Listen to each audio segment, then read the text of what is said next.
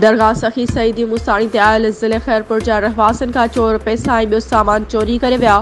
तफ़सील मूजिब नव ॻोठ सखी सईदी मुसाणी ते आयल ज़िले खैरपुर जा रहवासन का चोर पैसा चोरी करे फरार थियण जी कोशिश करे रहिया हुआ त मालिकनि चोरनि खे पकड़े वरितो ऐं नव ॻोठ पुलिस हवाले कयो। पुलिस पारां चोरनि खां रिकवरी कई पर मालिकनि खे मोटाए न ॾिनी ऐं घटि वधि ॻाल्हायो। मुसाफ़िरनि जो थाणे अॻियां एहतजाज।